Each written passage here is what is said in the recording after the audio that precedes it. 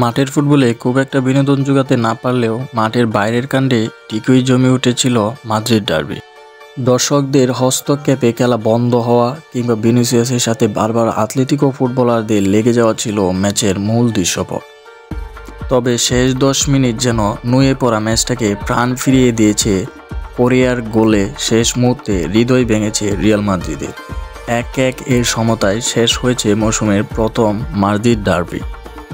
গেল মৌসুমের হারের প্রতিশোধ নেওয়ার কাছাকাছি ছিল রিয়াল, তবে 96 মিনিটে সব হিসেব নিকেশে বদলে দিয়েছে বদলি হিসেবে নামা আনহেল কোরিয়া।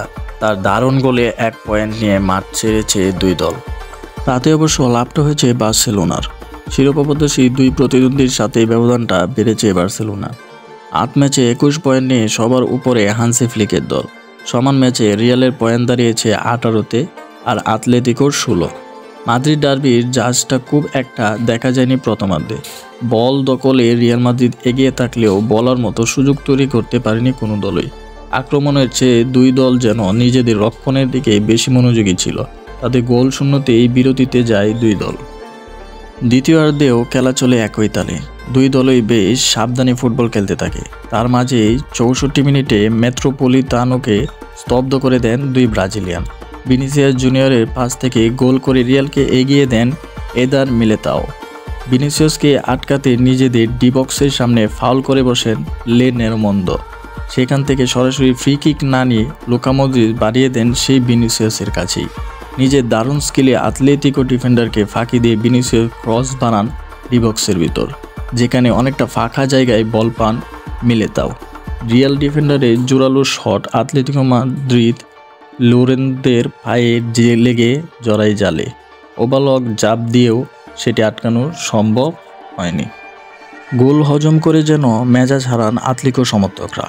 অপর প্রান্ত রিয়াল গোলকিপার তিবো কোর্তুয়ার দিকে গ্যালারি থেকে ছুঁড়ে মারে নানা জিনিস। রেফারিরা এমন কাণ্ডে খেলা থামিয়ে দেন। প্রায় 10 মিনিটের বন্ধ থাকে ম্যাচ।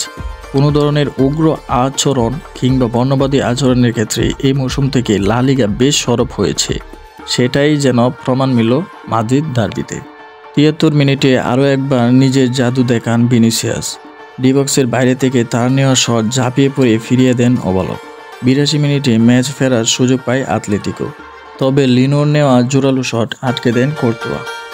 সেবার না হলেও যোগ করার সময়ে ঠিকই কোরিয়া পরাস্ত করেছে কোর্তুয়াকে।